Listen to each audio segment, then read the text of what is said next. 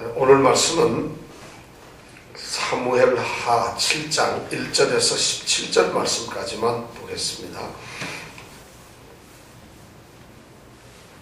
구약 성경에서 성경 말씀이 너무 많잖아요. 근데 구약 성경에서 가장 중심이 되는 말씀이 뭐냐? 오늘 바로 이 7장 1절에서 17절 말씀입니다. 여러분, 이 말씀이 구약 성경에서 가장 중심이 되고 가장 그렇게 중요한 말씀이에요. 그러니까 이 말씀이 얼마나 중요한지 여러분들 생각하시면서 이 시간 오늘 말씀을 한번 정말 잘 읽어주시기 바랍니다. 자, 1절부터 3절 말씀까지만 함께 읽겠습니다.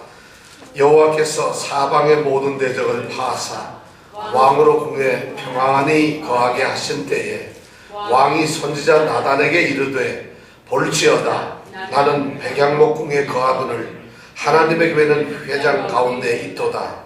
나단이 왕께 거하되 여호와께서 왕과 함께 계시니 무릇 마음에 있는 바를 행하소서. 그 밤이 아니고 이 밤입니다. 이 밤에 우리가 정신을 차리고 말씀을 오늘 들어야 된다는 거죠. 자, 1절부터 3절까지는 무슨 말씀이 적혀 있나요? 오늘 이 말씀은 7장 1절부터 17절까지 말씀은 소위 성경에 나타나는 하나님이 어떤 사람과 약속을 하는, 언약을 하는 말씀이에요. 근데 오늘 이 7장 1절부터 17절 말씀은 다윗이라고 하는 한 왕을 하나님께서 지금 다윗 왕과 이 언약을 체결하는 이런 말씀이 바로 오늘 말씀입니다. 성경에는 이런 언약 체결하는 하나님이 약속을 하는 말씀이 너무 많습니다. 우리가 잘 아는 대로 아담은 에덴 동산에서 하나님과 창조의 약속을 합니다. 그 중요한 약속이 뭔가 하면 이 에덴에 있는 중앙에 있는 동산의 모든 것을 다 먹어도 좋지만 어떻게 중앙에 있는 뭐를 못 먹어요? 뭐를 못 먹는다고? 선악을 알게 하는 나무. 선악과라는 말은 세상에 성경에 없습니다. 선악을 알게 하는 나무는 절대 먹어서는 안 된다는 하나님의 언약이 아담과 있었습니다. 이것을 우리는 창조 언약이라고 하는데 그 다음에 또 언약이 어떤 게 있었는가 하면 여러분들 아는 대로 해보세요. 노아는 홍수에 의해서 하나님께서 노아 시절에 홍수로 이 세상을 완전히 멸해버렸죠. 그래서 이 세상의 인구가 그 당시 얼마였는지 모르는데 모든 사람이 다 죽었습니다. 그리고 모든 것이 다 쓰러져 버려서 지구가 물로 다 덮여버렸다는 얘기죠. 그런데 그것이 지나고 난 다음에 살았던 사람이 몇 명일까요? 8명. 가보셨어요? 예, 그렇군요. 성경에 보면 노아 가족 8명만 살았다고 했어요. 노아 부부하고 아들 3명하고 며느리 3명 이렇게 해서 8명만 살았어요. 그런데 홍수가 다 끝나고 난 다음에 하나님께서 이제 방주에서 나올 때 노아와 또 언약을 맺으셨어요. 우리가 그걸 무지개 언약이라고 그러는데 다시는 내가 너희를 물로서 심판을 안 하겠다. 그래서 하늘의 무지개를 볼 때마다 하나님께서 무지개를 보여주시면서 다시는 물로 심판을 안 하시겠다. 우리는 그것을 보존 언약이라고 합니다. 성경에는 굉장히 중요한 약속들이 많죠. 그 다음에 또 누가 있었을까요? 뭐 여러 사람 있죠. 모세도 있고 다윗도 있고 그런데 아브라함의 약속이 또 있었죠. 아브라함과 이 노아는 누가 더 나이가 많을까요? 아브라함이 더 오래전 사람일까요? 노아가 더 오래전 사람일까요? 노아가요? 자, 아브라함과 노아 둘 중에 누가 더 오래전 사람일까요? 노아? 그렇죠. 노아는 아브라함보다도 한 10대 할아버지입니다. 10대 할아버지. 족보를 보면 한 10대 정도 돼요. 그러니까 노아는 훨씬 더 할아버지죠. 근데 그 후에 아브라함과 하나님은 다시 또 언약을 하죠. 아브라함과 언약을 몇 번 하신 것 같아요.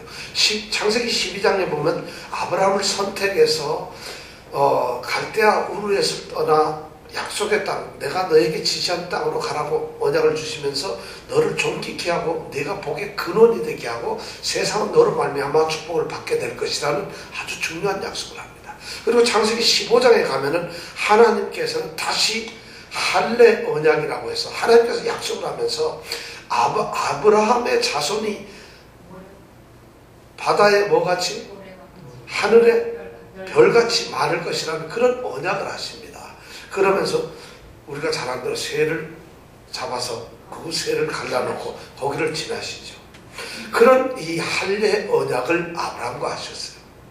성경의 그 할례 언약은 하나님께서 일방적으로 아브라함을 축복하시겠다는 약속이었거든요. 그 다음에 모세와 또 유명한 약속을 합니다. 모세와 하는 약속은 출애굽을 하고 나서 시내산에서 시내산 언약이라고 하는데, 시내산에서 무슨 약속을 했을까요? 그런 율법 언약을 합니다. 하나님의 계명, 10계명을 받고 하나님께서 그렇게 살라고 하는 그 하나님의 나라, 하나님의 백성들이 어떻게 살아야 하는가 하는 것을 약속을 하게 됩니다.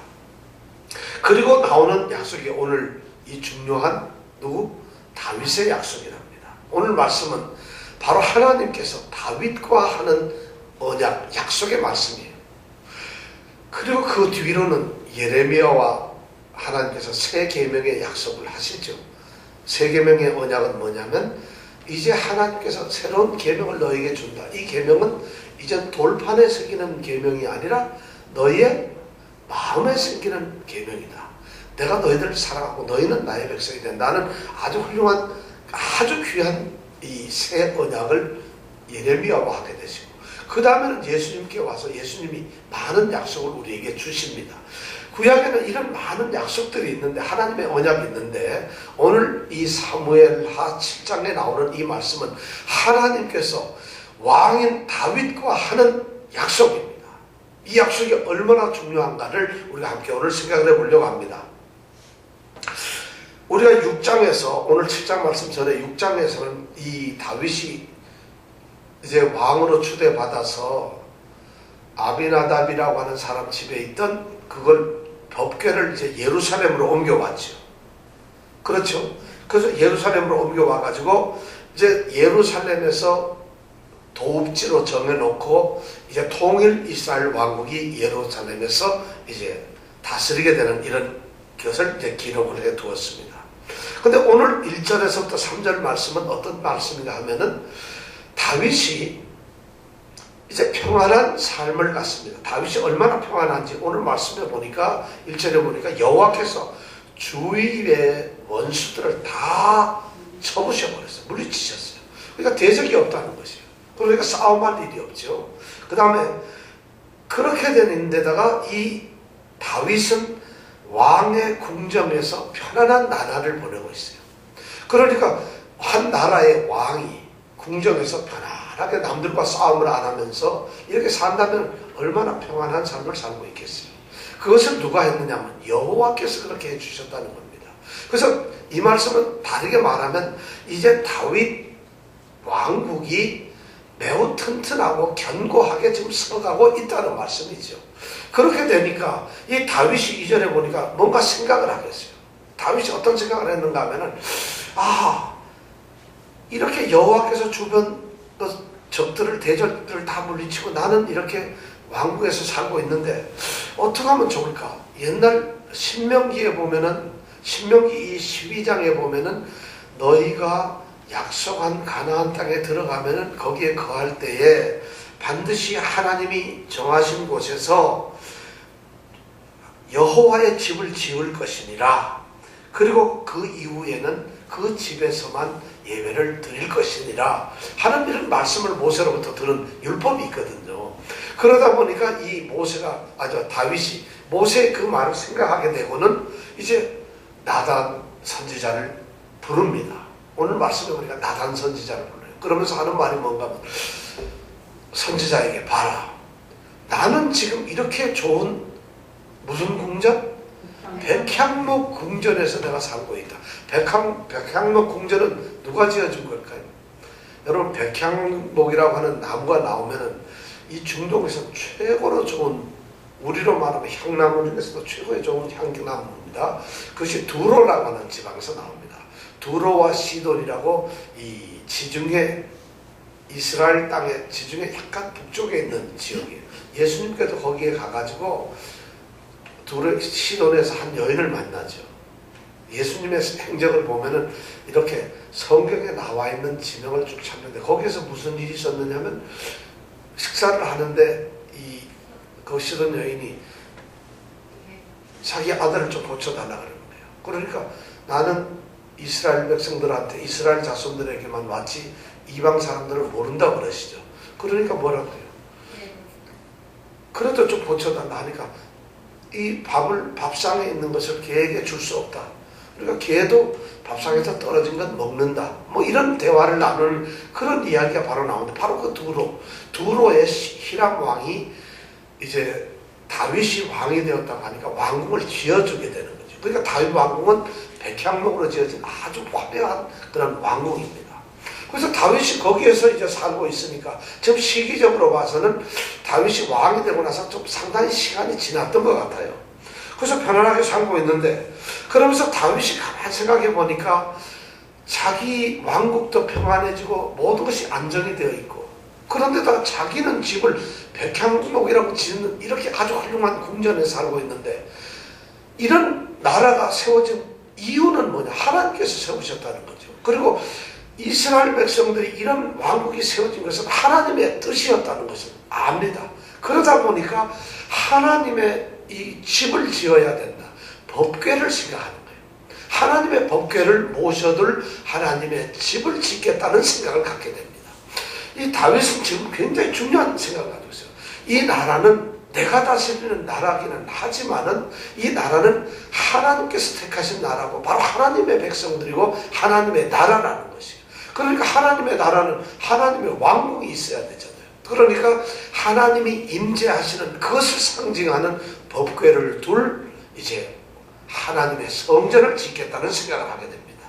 그래가지고 나단 선지자를 불러서 이제 나는 이렇게 백향목 궁전에 사는데 법궤를 저렇게 놔둘 수는 없잖아요. 하나님의 집을 지어야 되겠다 하고 의논을 하니까 나단 선지자가 얘기를 합니다. 여호와께서 하나님께서 당신과 함께 하는데 무엇을 못하겠습니까?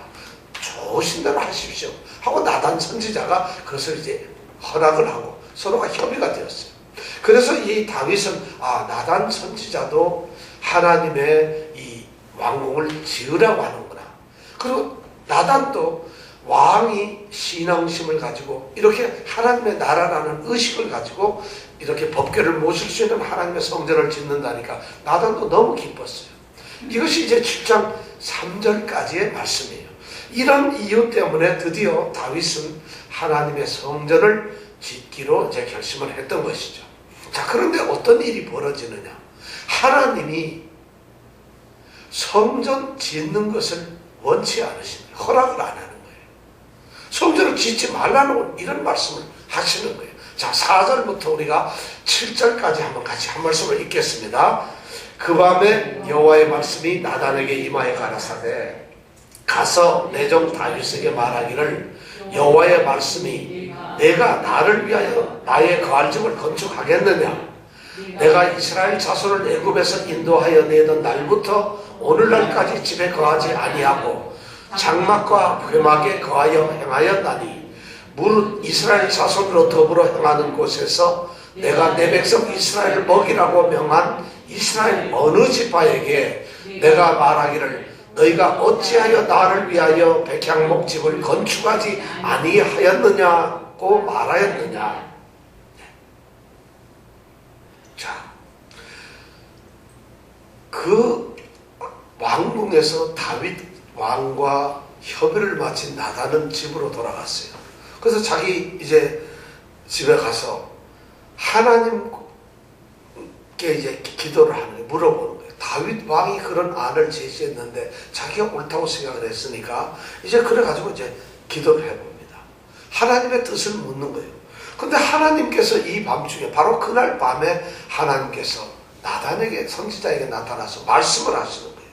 그리고는 뭐라면 짓지 말라고 지금 명령을 하는 거예요. 어떻게 하나님 생각은 다윗의 생각과도 다르고 나단의 생각과도 달라요. 어떻게 이런 일이 있을 수 있을까요? 그런데 하나님께서는 짓지 말라고 하는 거예요. 하나님의 일을 할 때는 말이죠. 아무라도 아무 때라도 이렇게 하나님의 일을 하는 것은 아닌 것 같습니다. 사실 이 나단이 다윗 왕에게 했던 말들, 여호와께서 왕과 함께 계시니, 이건 뭐 맞는 말씀이에요. 하나님께서는 다윗과 함께 계셨으니까. 그런데 그 다음 말이에요. 마음에 있는 대로 지으시라고는, 이 말은 좀 틀렸다는 것이에요. 나단 선지자도 이 다윗도 자기의 생각에 이것이 옳다고 생각을 한 것이에요. 우리가 상식적으로 생각해보세요. 하나님의 사람들이 하나님의 전을 짓는 것이 얼마나 좋은 일이에요. 얼마나 훌륭한 일이에요. 하나님을 위해서 하나님을 집을 짓는다. 하나님 교회를 위해서 하나님의 교회당을 짓는다. 얼마나 좋은 일이에요. 근데 하나님이 지금 원치 않고 계세요. 다윗이 하나님의 성전을 지으려고 법궤를 모실 성전을 짓는 것을 하나님을 마음에서 기뻐하시지 않았다는 겁니다. 하나님이 지금 원하지 않았어요. 하나님의 생각과 사람의 생각이 다른 거예요. 우리는 이것을 착각을 합니다. 하나님을 위하는 일이면 열심을 해서 뭐든지 하면 하나님이 무조건 좋아하실 거라고 착각을 하는데, 하나님의 일을 하는 것은 그렇게 하는 것이 아니라는 것이죠. 하나님의 일은 반드시 하나님의 때가 있어요. 그리고 하나님께서 하나님의 일을 시킬 때는 하나님의 방법으로 시키시는 겁니다. 더 중요한 것은 하나님께서는 하나님의 일을 시킬 때는 하나님의 사람으로 시킵니다. 적합한 사람으로, 하나님이 택하신 사람으로 일을 시킨다는 거예요. 그러니까 아무나 열심을 가지고 교회에서 일하는 것, 그것이 교회의 일이 아니라는 것이죠. 그것이 하나님을 위해서 교회 안에서 충성하고 봉사하는 일이 아니라는 것이죠. 먼저 하나님의 택하신 백성으로서 그 사람이 믿음의 사람이 되었을 때 교회 봉사하는 거예요. 그런데 오늘날 교회는 어때요? 나와가지고 아까 우리 이정도 집사님 말씀 3개월 갔더니 장로가 되어버렸어요. 이런 일, 하나님의 사람이 아니라 어쩌면은 사람들이 그렇게 하면 그냥 교회 충성을 하는 거예요. 여러분, 교회 충성과 하나님의 일은 다르다는 것이죠. 하나님께서는 지금 다윗 왕이 왕궁을 하나님의 성전을 짓겠다는 것을 원치 않고 계시는 거예요. 그러면서 하나님이 말씀하시는 이유가 아주 대단하세요. 하나님께서 지금 하시는 말씀은 내가 출애굽 때서부터 너희들하고 같이 왔다. 출애굽할 때부터 너희들과 같이 광야에 내가 같이 다녔다. 너희들이 광야에서 텐트를 치고 있을 때 나도 똑같이 너희들과 같이 텐트 속에 있었다는 것이. 하나님 말씀이 그거예요. 내가 너희들한테 할 수만 있었으면 내가 하나님 아니에요. 모든 것을 다 하실 수 있는 전능하신 하나님이 내 백성 이스라엘이 광야길을 갈 때에 하나님께서는 그 광야길에 앞장을 서시면서 거기서 같이 가셨다는 거예요. 그래서 이스라엘 백성들이 텐트를 치면 하나님도 성막, 너희들이 세우는 그 천막 속에서 너희들과 같이 있었다는 것이에요. 지금 하나님께서는 원치 않는 이유가 바로 그것이에요. 내가 너희들하고 같이 있었다는 것이에요. 그런데 그러면서 그 다음 하나님 말씀은 그렇게 내가 너희들하고 광야에서 다니면서 내가 누구더러 어느 지파 사람들한테 나를 위해서 백향목 궁전을 좀 지어달라고 말한 적이 있느냐는 거죠. 하나님은 그렇게 말하신 적이 없다는 거예요. 도대체 하나님은 이 말씀을 왜 하실까요? 하나님이 삐졌는가요? 혹시 삐치셨는가? 다윗 이 녀석을 내가 얼마나 사랑했는데 그렇게 해가지고 왕까지 만들어 놨더니 말이야. 지는 백향목 궁전에서 편안하게 잘 살다가 어느 날 이빨 쑤시다가 가만히 보니까 하나님이 갑자기 생각난 거예요. 그래서 나한테 집 지어주겠다고 지금 생각내는 거예요. 하나님이 삐졌나요? 여러분 생각 어때요? 하나님이 삐쳤어요? 하나님이 섭섭하고 노여우셨는가요? 하나님은 지금 그게 아니에요. 여기서 하나님이 무척 중요한 말씀을 하세요. 하나님의 임재는 뭐죠? 법궤예요. 법궤라고 하는 것은 하나님이 계신다는 말이에요. 그런데 하나님이 계시는 그것을 예를 들어 지금 법궤로 하나님이 계신다는 말씀은 무슨 말인가? 법궤는 이동을 할 수 있어요. 움직일 수가 있어요. 그리고 항상 떠나다닐 수가 있어요. 하나님께서는 이스라엘 백성과 함께 동행을 하겠다는 것이에요. 함께 다니겠다는 것이에요. 그래서 광야에서 같이 다녔는데 이제 하나님을 성전에다가 모셔둔다. 성전을 지어놓고 거기다 법궤를 넣으면 하나님은 거기에서 머물러 있어야 돼. 이제 너희들과 동행을 할 수가 없다는 거지. 그런데 지금은 내가 이렇게 머물러 있어야 할 때가 아니라는 것이죠. 하나님의 뜻은 그거예요. 그러니까 하나님께서 그렇게 지금 사람들의 그 마음을 보시는 거예요. 하나님께서는 하나님의 때를 보는 거예요. 하나님은 아직도 다윗이 지금 모든 대적을 물리치고 왕국에서 평안하게 살고 있는 것 같지만 이 8장에 넘어가 보면 다윗은 아직도 전쟁을 합니다. 하나님께서는 만군의 여호와께서는 다윗과 함께 전쟁을 하셔야 될 분인데 지금 집에 계시는 분이 아니에요. 이건 하나님이 자신의 계획과 자신이 하시는 사역을 너무 인간적으로 지금 말씀을 하고 계시는 거예요. 다윗은 그걸 모르고 하나님을 모시려는데 하나님은 아니야. 나는 너희들과 동행을 해야 돼. 나는 아직도 너희들과 같이 다녀야 돼. 너희들이 광야를 간다면 나는 광야를 가야 되고 내가 너희들이 고난 가운데 역경 가운데 너희들이 고통 속에서 신음한다면 내가 그 자리에 있어야 된다는 것이. 이것이 하나님의 지금 뜻입니다. 그런데 다윗은 모든 것이 평안하니까 하나님을 모셔달라고 했어요. 오늘날도 사람들은 그래요. 하나님과 동행이 중요하지 교회당 안에서 성전 안에 가두어둔 하나님은 우리에게 소용이 없어요. 우리가 성전에만 누가 계시죠? 하나님이 계세요. 성전에서만 하나님이 계셔서 하나님을 교묘하게 교회당에서 성전에서 이용하고 있어요. 하나님은 우리의 삶에서 역사하시는 분이에요. 그런데 세상에 하나님을 그렇게 가두려고 했으니까 하나님이 되겠어요? 사실 인간들은 하나님의 뜻을 모르고 그렇게 하는 경우가 너무 많아요. 지금 다윗이나 나단 선지자가 사람의 생각으로 하나님을 잘 모시겠다는 거, 하나님께 충성을 하겠다는, 하나님을 섬기겠다는 그런 의도로 했는데 이것이 바로 사람의 생각이었다는 것이죠. 하나님을 잘 모시는 건 하나님과 동행을 하는 것이에요. 하나님을 잘 모시는 것은 하나님을 집에다가 모셔두고 거기다가 제사를 드리는 것이 아니라 하나님을 가장 잘 섬기는 것은 우리의 삶의 과정에서 하나님을 모시는 것이죠. 법궤처럼 옮겨다니는 것이죠. 이것이 하나님이 원하시는 것이죠. 우리와 함께 있다는 것은 하나님이 내가 너희와 함께 있겠다는 이 말씀은 성전에 갇혀서 있는, 그래서 예배나 받으시는 하나님이 아니라는 것이죠. 얼마나 중요한 얘기입니다. 그런데 우리는 그렇게 생각을 안 해요. 마치 사람들은 이렇게 자기의 방법이나 자기의 생각으로 이렇게 생각을 하는 거예요. 사실 그렇잖아요. 우리가 옛날에 보면은 이렇잖아요. 사무엘이 이제 하나님의 명령을 받고 이새네 집에 가서 그 아들 중에서 기름을 부어 왕을 세워라 이렇게 명령을 받죠. 그래서 이새 집에 갔어요. 이새 집에는 아들이 8명 있어요. 근데 제일 맏아들이 봤을 때 같아요. 엘리압이라고 하는 아들이 있었죠. 키도 크고 인물도 잘생기고 아주 기골이 장대한 훌륭한 청년이었어요. 그러니까 사무엘이 딱 보고 나서 하나님이 이 사람을 왕으로 삼으려고 기름 부으려 했구나 하고 얼른 기름병을 들고 기름을 부으려 했을 때 하나님이 뭐라고 했어요? 어린 마음 버릇도 없죠. 하나님이 보시는 눈과 사람의 마음은 다른 거예요. 근데 이 사람들은 착각을 하고 있어요. 자기가 좋기 때문에 내가 기쁜 그런 일들이 얼마나 많은지 몰라요. 교회 안에서 지금 그런 일이 벌어지고 있는 거예요. 예레미야 선지자도 그런 일이 있었어요. 예레미야서 27장 8장 이후에 보면 이런 사건이 나와요. 하나님께서 예레미야더러 멍에를 둘러매고 시장터로 대환원, 그러니까 신장로 대거리를 걸어가라고 합니다. 그러면서 뭐라고 외치냐면 멍에를 맸다는 건 고통스럽거든요. 지금 유다 백성들은 장차 바벨론에게 이런 멍에를 매는 엄청난 고통을 당하게 될 것이다. 이런 얘기를 하면서 이스라엘 백성들에게 그들의 잘못을 깨우쳐라. 이런 말씀을 하나님의 명령을 받습니다. 그래서 예레미야가 멍에를 뒤집어 쓰고 그리고 큰 길거리로 나가서 길을 가면서 이스라엘 백성들에게 경고합니다. 이제 이 나라는 바벨론에게, 우리 유다는 바벨론에게 고난을 당할 것이다. 이렇게 멍해를 당할 것이다. 이것이 하나님의 뜻이다. 이렇게 하면서 길을 갑니다. 대낮 천지에 그렇게 하고 다니니까 사람들이 어떻게 했겠어요? 미친놈으로 봤죠.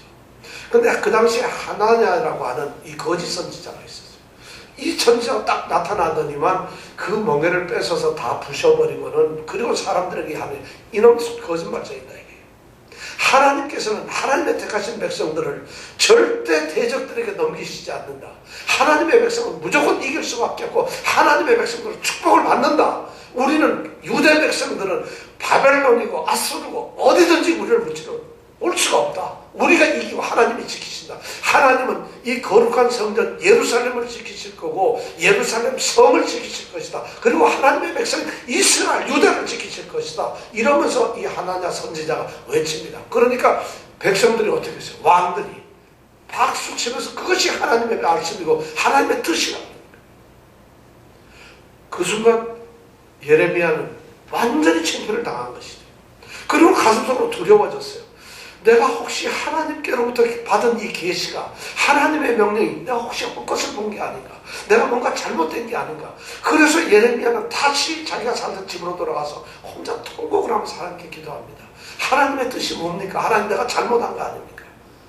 하나님은 바로 말씀을 해줬는데 사람의 생각을 갖는 거예요. 사람들이 그런 얘기하니까 혼동이 되어버린 거예요. 하나님께서는 다시 가서 외치라고 합니다. 이만큼 하나님의 뜻을 우리가 잘 모르면서도 하나님의 뜻인 것처럼 일을 해요. 그런 경우가 너무 많아요. 하나님께서는 절대 그렇게 안 해요. 성경에 보면은 우리 디모데서에 보면은 때를 어떤지 못 어떤지 하나님의 일을 하라고 해요. 그래서 교회마다 어떻게 보면 요 성경 구절을 딱 해가지고 꼭 교회 건축, 성전 건축을 할 때는 뭐라 그래요? 우리가 백향목 집에서 수박 먹으면서 소파에 앉아 텔레비를 볼 수 있습니까? 하나님의 전을 먼저 짓고 그래야 축복이 옵니다. 우리는 때를 얻든지 못 얻든지 뭐를 지어야 돼요? 하나님의 집을 지어야 합니다. 여러분 어떻게 생각하세요? 성전 짓기 싫다 이 말씀이에요. 지금 굉장히 아주 흐뭇해하면서 지금 말해 그러는데 성경에 보면요, 때를 얻든지 못 얻든지 성전을 지으라는 말은 없고 때를 얻든지 못 얻든지 전도하라는 말은 있어요. 복음을 전하라고 되어 있어요. 여러분 그러니까 아이고 이건 더 힘든데 차라리 교회 짓는 게 낫지 전도를 어떻게 하나. 혹시 그런 말 생각이 드시면 전도는 때를 얻든지 못 얻든지 하는데 오늘 바로 이런 거예요. 하나님의 때가 있어요. 근데 하나님께서는 나중에 보면 이 다윗으로 하여금 성전을 건축하지 못하도록 한 이유가, 중요한 이유가 두 가지가 있습니다. 첫 번째는 뭐냐면 열왕기상 5장 3절에 보면 아주 중요한 일이에요. 다윗은 첫 번째 열왕기상 5장 3절에 보면 다윗이 성전을 왜 못 짓느냐. 다윗은 아직도 해야 할 전쟁이 많다는 것이에요. 다윗은 지금 평안의 때가 아니라는 것이에요.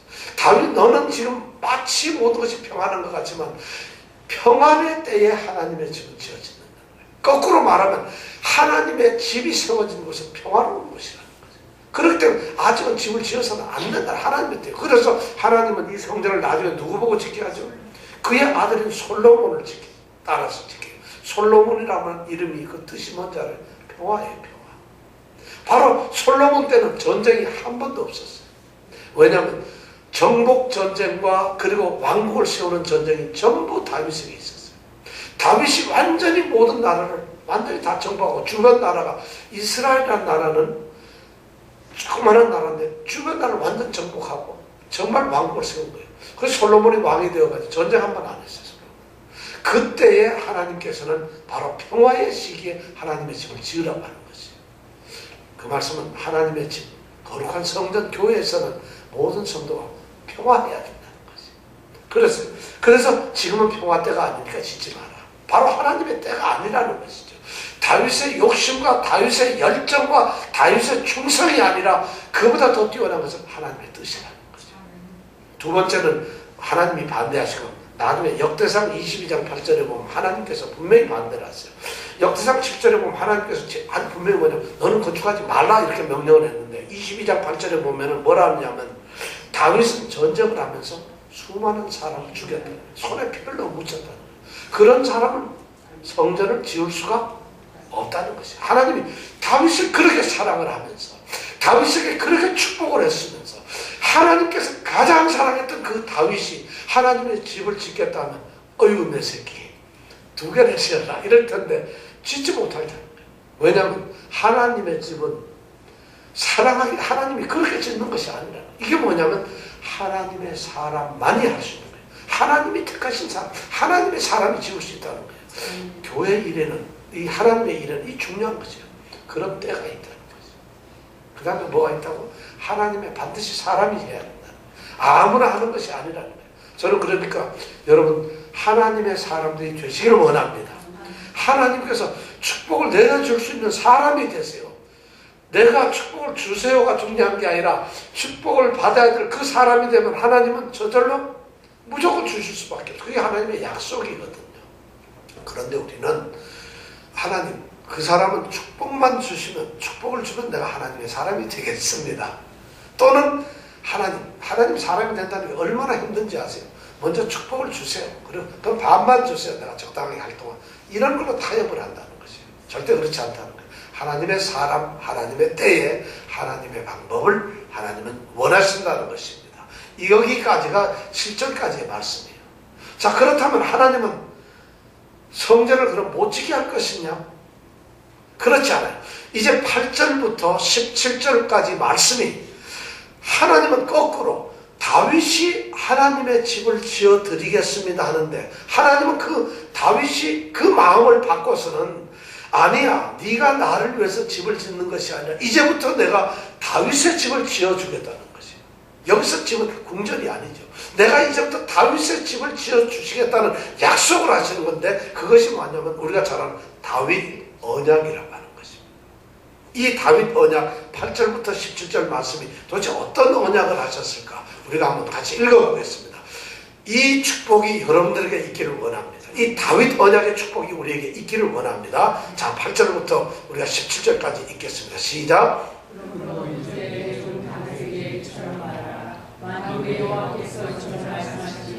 내가 너를 목장 곧 양을 따르는 데서 취하여 내 백성 이스라엘의 주권자를 삼고, 내가 어디를 가든지 내가 너와 함께 있어 내 모든 대적을 내 앞에서 멸하였은즉 세상에서 존귀한 자의 이름같이 내 이름을 존귀케 만들어 주리라. 내가 또 내 백성 이스라엘을 위하여 한 곳을 정하여 저희를 심고 저희로 자기 곳에 거하여 다시 옮기지 않게 하며 악한 유로 전과 같이 저희를 해하지 못하게 하여 전에 내가 사사를 명하여 내 백성 이스라엘을 다스리던 때와 같이 않게 하고 너를 모든 대적에게서 벗어나 평안케 하리라.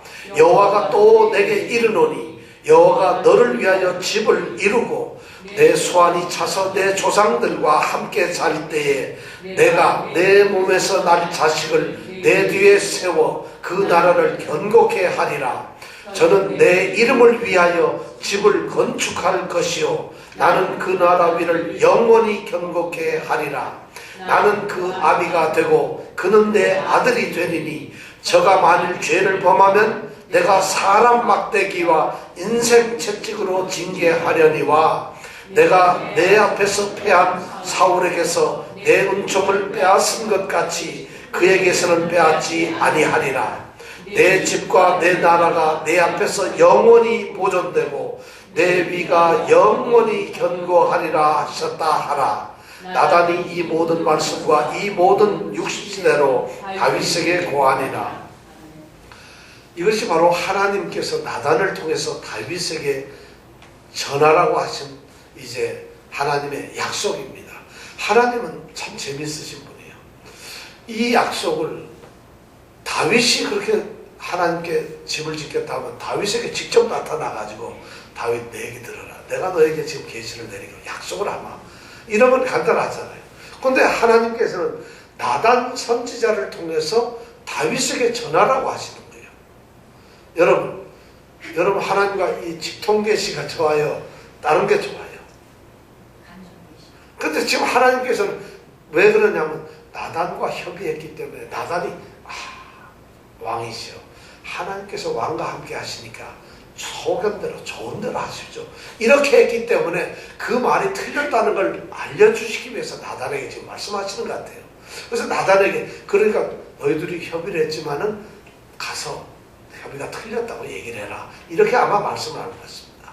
그래가지고 가서 있는데 다윗에게 지금 약속을 주시는데 하나님께서 참 엄청난 축복을 주시는데 뭐냐면 다윗은 하나님께 집을 지어서 하나님의 성전을 짓겠다고 하는데 하나님은 성전을 짓지 말라고 하시고 난 다음에는 거꾸로 도리어 너는 나를 위해 성전을 짓지 마라. 그러나 나는 너를 위해서 집을 지어주겠다. 얼마나 좋으신 하나님인지 몰라요. 내가 집을 짓겠다고 했는데 말만 하고 마음만 먹었는데 하나님은 그 마음만 받으시고 우리를 위해서 집을 지어주시는 거예요. 하나님, 다윗은 지금 어떻게 보면 짓겠다고 백향목 한 자루도 건드린 적이 없어요. 그런데 하나님께서는 뭘 받으셨나? 그 마음을 받으셨어요. 하나님께서 그것을 아시고는 이제 다윗에게 축복을 합니다. 자, 다윗의 축복을 하시면서 하나님은 매우 중요한 얘기를 하시는데 첫 번째가 뭐냐면 다윗으로 하여금 내가 너와 어떻게 지금까지 살아왔는가, 내가 너에게 지금까지 한 게 무엇인가를 기억하라고 먼저 말씀을 합니다. 그런데 오늘 그 말씀을 보니까 8절부터 9절까지가 하나님께서는 다윗에게 기억하라고 하는 말씀이 이거예요. 바로 뭐냐면 내가 너를 목장, 양을 키우는 목장이요, 거기에서 네가 양을 치고 있을 때 내가 너를 불렀다. 그래서 너를 목동인 너를 내가 택해가지고 뭘? 내 백성 이스라엘의 주권자를 만들었다. 왕으로 너를 세웠지 않느냐. 자, 이렇게 말씀. 다윗이 그 말을 들을 때 어떤 생각이 들겠어요? 자기 자신을 돌아보는 거예요. 내가 처음에 뭐 했느냐. 소년 시절에 사무엘이 왔을 때 부름도 못 받고 들판에서 양을 치던 소년이었어요.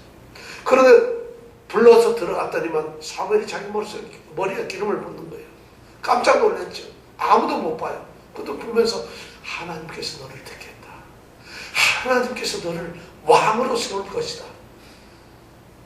우리 같으면, 저 같으면 어떻게 할 것 같아요? 여러분들 같으면 여러분 길을 가고 있는데 하나님께서 너 잠깐만 보자. 그러고 나서는 아무도 없는 데 가가지고 내가 너를, 잘 들어, 내가 너를 빌 게이츠보다 조금 200만 불 더 돈이 많은 사람으로 만들어줄게.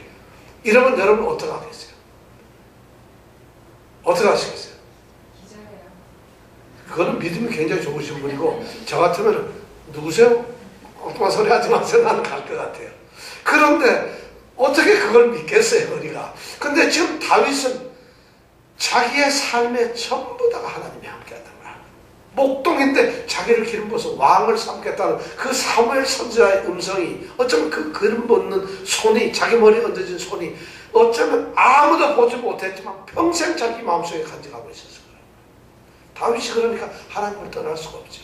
그래서 하나님께서는 그런 너를 갖다 택해서 그렇게 보잘것없는, 진짜 별 볼 일 없는, 저 전라북도 무안군 해제면 그 깡촌에서 살던 너를 택해가지고 전남 장흥군에서 너를 택해가지고 뉴욕까지 내가 데리고 왔는데, 널 전남 영광군에서 너를 택해가지고 내가 뉴욕까지 데리고 왔는데, 하나님의 엄청난 축복이죠.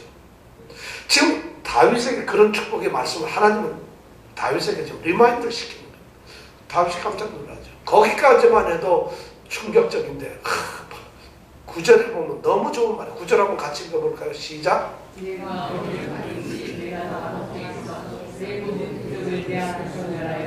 네, 내가 어디를 가든지, 지금 지나갔던 얘기를 하는 거예요. 다윗 보고 네가 어디를 갔든지.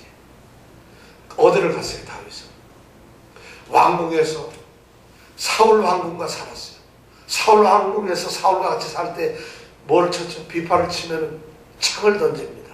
그때 하나님은 어떻게? 내가 너와 함께 있어. 그래서 내 모든 대적을 내 앞에서 멸하였다. 엄청난 일 얘기를 하고, 비파를 칠 때 사울이 창을 던지면 그걸 피하게 해주셨어요.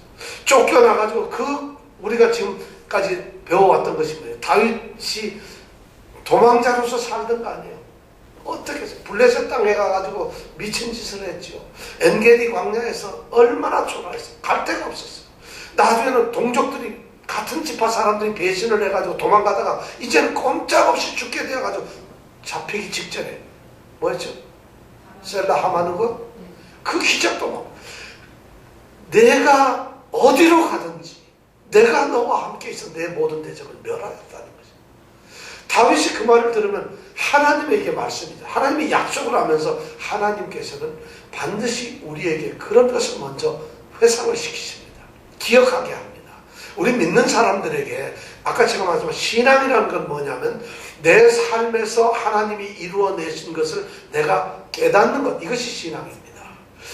믿음 있는 사람들이 믿음 있는 사람들이 하나님께서 당신 하나님하고 믿죠?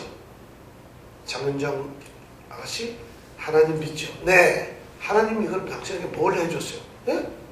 아무것도 없네? 그게 믿음이겠어요? 지금 내가 어디로 가든지 내가 너와 함께 있어요. 신앙이 바로 그런 겁니다. 그래서 믿음 있는 사람들은, 신앙의 사람들은 자기의 지나온 모든 세월들을 돌아보는 거예요. 그럴 때 믿음의 사람들은 그 어느 것 하나도 하나님의 손길이 거치지 않은 것이 없다는 것을 깨닫게 되는 거예요. 재수가 아니에요. 우연이 아니에요. 가장 고난에서 그 당시는 죽을 줄 알았는데 지나고 나니까 겪어놨어요. 이런 것을 믿음의 사람들은 하나님께서 나와 함께 하셨구나. 하나님이 나를 붙으셨구나. 하나님이 나를 오늘까지 이랬구나. 이것이 바로 감사될 수밖에 없어요.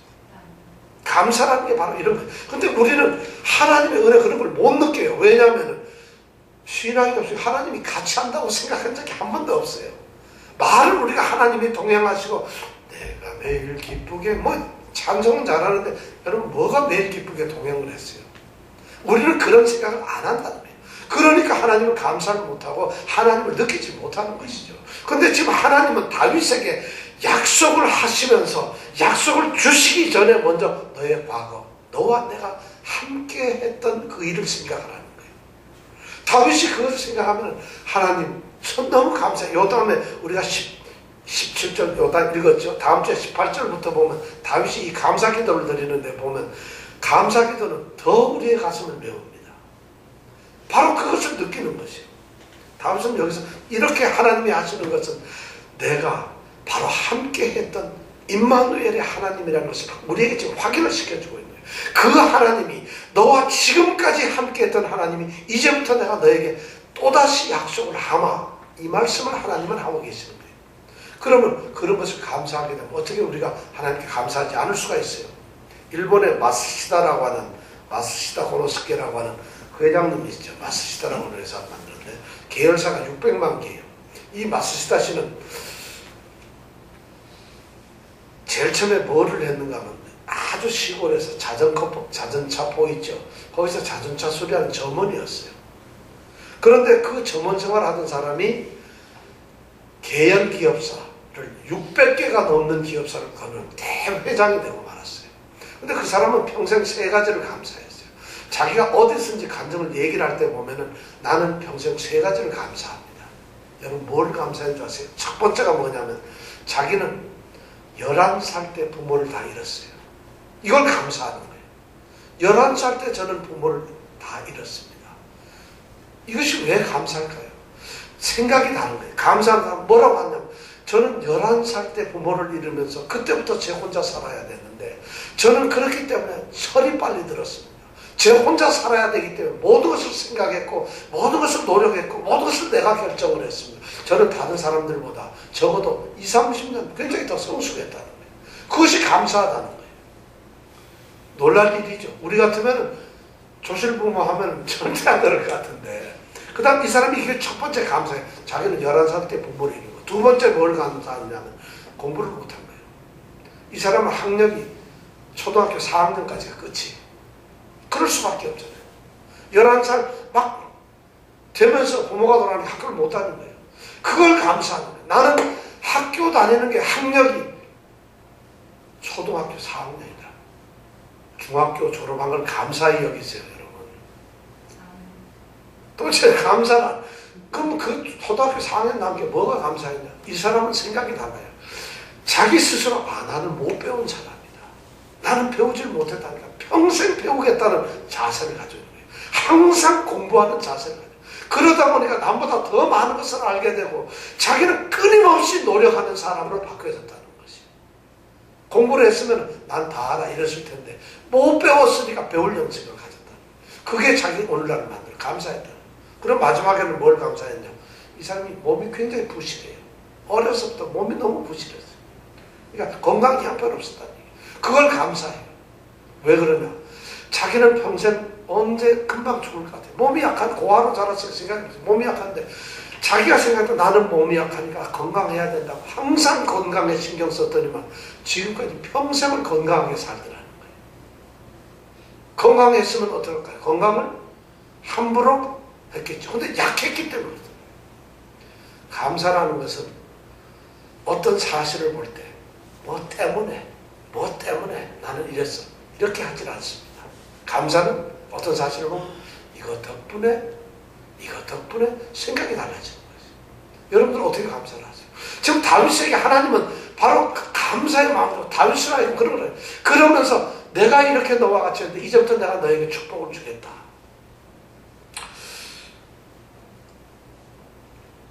그렇다면 이제 다윗은 그 하나님의 언약의 축복을 받을 준비가 되어 있어요. 왜냐하면 지금까지 내 삶에서 하나님이 하셨던 것을 자기가 아주 막 뼈저리게 느끼고 있는데 그래가지고 너무 고마워. 그래서 하나님의 그 삶 내가 지금 왕까지 되어 있으니까 얼마나 기쁘겠어요.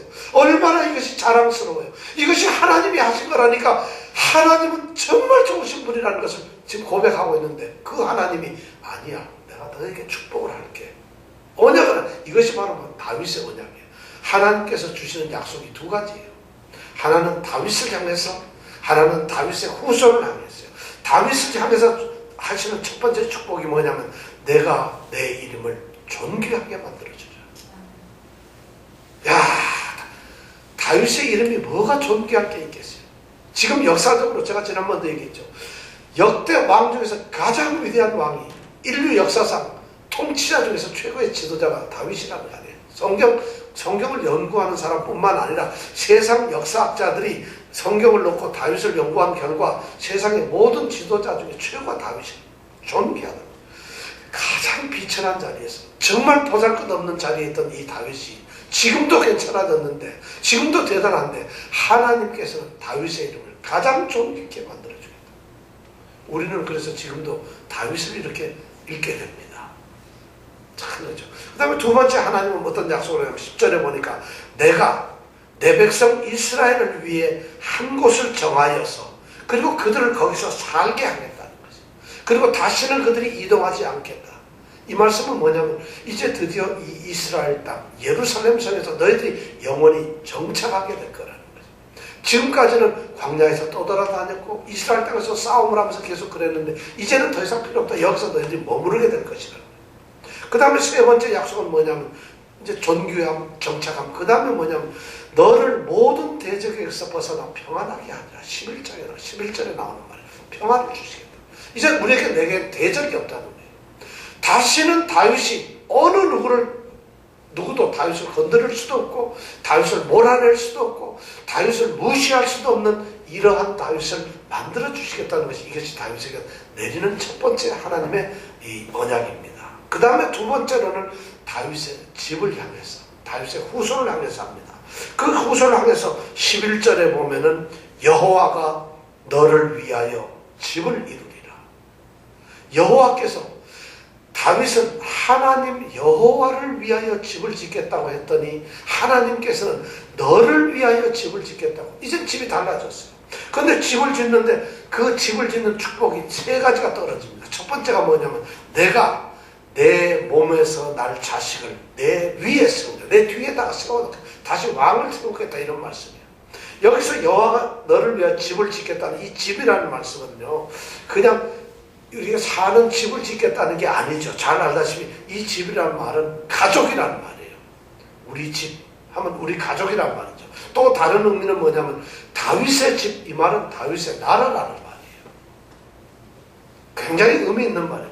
그리고 다윗이 집 이런 건 이건 후손, 대대의 후손을 의미하는 이런 의미를 가지고 있어요. 그래서 첫 번째가 약속한 게 뭐냐면 내가 내 몸에서 날 자식을 반드시 내 왕을 되게 하겠다. 그래가지고 왜냐하면 사울은 왕이 되었는데 자기 몸에서 날 자가 왕이 되질 않았어요. 이 당시에 왕이 세습된다는 100% 불가능한 얘기였는데 하나님께서 그 약속을 누구를 통해 이루죠? 솔로몬을 통해서 이루신 거예요. 그러면서 약속하는 게 그 나라를 견고케 하리라 약속을 했어요. 그 다음에 두 번째는 뭐냐면 저는 그 내 자식, 그 자식은 그 나라 위를 어떻게 하냐면 저는 내 이름을 위하여 집을 건축할 것이다. 13절에 보면 그렇게 나와 있죠. 저는 내 이름을 위하여 집을 건축할 것이다. 저가 누구예요? 솔로몬이죠. 솔로몬이 바로 이 하나님의 이름을 위하여 성전을 짓게 될 것이다. 그래서 예루살렘에 솔로몬이 성전을 짓죠. 그 성전 이름을 우리는 솔로몬 성전이라고 하는 것이죠. 그것이 짓게 되는. 그러면서 또 뭐라고 약속을 하냐면 나는 그 나라 위를 영원히 경고케 하리라. 이렇게 약속을 합니다. 또 경고케 한다는 것이죠. 자, 그 다음에 세 번째 약속은 뭐냐면 더 놀라운 것은 나는 그의 아비가 되고 그는 내 아들이 될 거야. 다윗 내가 너를 지켰던 것처럼 내 후손들이 그는 내 아들이 되는 거예요. 나는 누구냐? 걔네들 아비가 된다는 것이 엄청나요. 그래서 그 다음 약속을 하는데 저가 만일 어떤 죄를 범하게 되면 뭘로? 사람 막대기와 인생 채찍으로 사람을 붙여서 그를 꾸중할 것이고 인생의 환경을 통해서 그를 갖다가 징계를 할 것이라는 거예요. 그렇지만 그럼에도 불구하고 그렇게 징계를 하면서 걔를 옳은 길로 이끌어갈 것이다. 그 다음 자식들을. 그런데 사울 왕에게서 패해가지고 그 가문을 망했던 것처럼 절대 너의 후손은 그러지 않겠다는 것이. 너의 후손은 내가 무조건 지켜주겠다. 엄청난 약속을 하시는 거예요. 그러면서 그 말은 너와 내 집과 내 나라가 영원히 견고하게 보존되리라. 이 말씀은 문자적으로 이렇게 보면은 다윗의 후손인 솔로몬을 향한 말씀이지만 여기에서 위대한 말씀은 바로 이것이 메시아를 향한 얘기라는 거죠. 내가 내 몸에 날 자식을 내 뒤에 세우리라. 다윗의 후손에서 태어난 자가 누구냐? 예수님입니다. 여기서 내 집을 이룬다는 것은 이 집은 성전을 얘기하고 있어요. 예수 그리스도 하나님 올라가는 교회를 말하고 있어요. 내가 내 후손들 너의 집을 세우겠다는 얘기는 바로 그 교회를 세우겠다. 이게 여기서 메시아 언약이 여기서 나오는 거예요. 그래서 내 자식 다윗이 그래서 우리가 마태복음 가면 1장 1절에 아브라함과 다윗의 자손 예수 그리스도의 세계 거기서 자손이라는 말이 나오는 거예요. 바로 내 몸에서 날 자식 다윗 예수 그리스도. 근데 그 나라를 경고케 하랴. 무슨 나라? 그 집 하나님의 나라 교회가 경고케 하랴. 하나님의 택하신 백성들이 모이는 교회를 견고케 해주겠다는 약속이 여기 있어요. 그 다음에 뭐예요? 저는 내 이름을 위하여 집을 건축할 것이다. 내 이름을 위하여 내 이름을 위하는 집이 뭐겠어요? 하나님의 집, 교회예요. 교회를 건축하게 합니다. 하나님의 집, 하나님의 이름을 위해서 집을 건축할 거다. 그렇게 얘기를 하고 있는 것입니다. 그런데 그 나라의 보좌는 영원히 견고다. 실제로 이것이 만약 솔로몬을 향하거나 다윗의 후손만을 얘기했다, 다윗을 이어가는 왕들만 얘기했다면 다윗의 왕관은 400년밖에 안 갔어요. 망했어요. 그럼 영원히 갈 수가 없잖아요.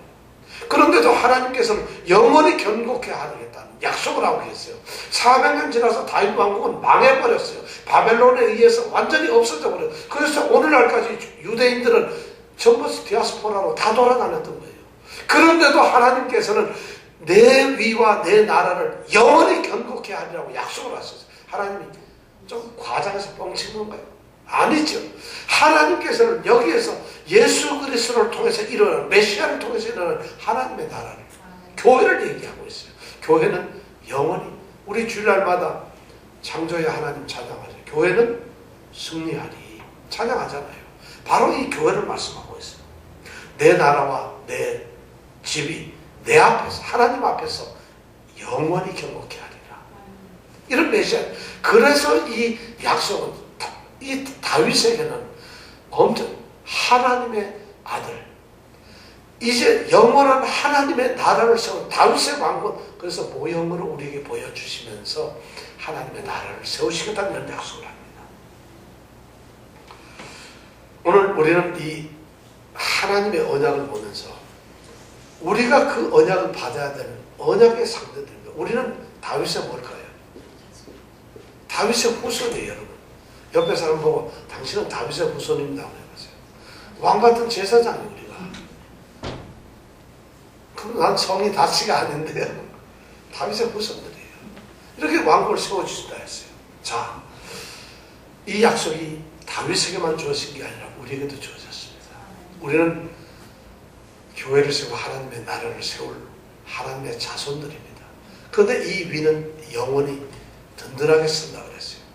우리의 생명교회가 이런 교회가 되기를 원합니다. 우리 여러분 성도들이 한 사람 한 사람이 정말 뉴욕에서 그런 교회가, 그런 성도들이 되기를 원합니다. 자, 우리 함께 기도하겠습니다. 이제 약속을 믿으면서 하나님의 이 약속을 생각하면서 오늘 이 시간에 함께 기도합니다. 하나님께서는 다윗의 후손을 통해서 왕국을 세우시고 다윗의 후손을 통해서 하나님의 이름을 위하여 집을 지으시고 하나님께서는 다윗의 후손들에게 아비가 되시고 그들은 아들이 될 것이라고 약속을 하셨습니다. 이 축복이 이제 봤더니 다윗을 보고 한 얘기가 아니라 나를 보고 한 얘기였습니다. 내게 주시는 축복이었어요.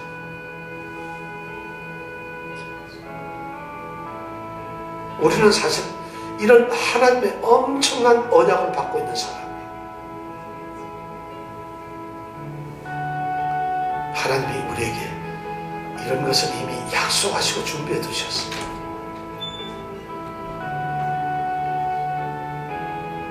그런데 우리는 하나님과 함께 동행하며 살아왔던 우리의 삶에 대해서 아무것도 느끼지 못하고 있어요. 도대체 오늘까지 살아온 이 뉴욕에서, 한국에서 살면서 하나님이 나를 위해서 뭐를 하셨는가? 이것을 못 느끼고 있어요. 하나님은 그 가운데서 역사하셨던 하나님, 그 하나님을 믿음의 눈으로 발견하고 그 하나님의 은혜를 우리가 깨닫기를 원합니다. 하나님과 가까이 하지 않는 사람은 하나님의 동행을 깨달을 수가 없습니다. 그러나 하나님을 믿고 하나님을 사랑한 사람은 자기의 삶 속에서 하나님이 하셨다는 것을 믿게 됩니다. 그것이 하나님을 의지하는 것입니다. 바로 그 사람에게 하나님은 오늘 놀라운 약속을 주셨습니다. 우리가 그 약속의 주인공입니다. 여러분, 오늘 이 말씀을 믿으십시오. 내가 어디를 가든지 내가 너와 함께 있어. 내 모든 대적을 바로 내 앞에서 멸하리라. 이 말씀을 생각하면서 이 시간 다 같이 함께 기도해보겠습니다.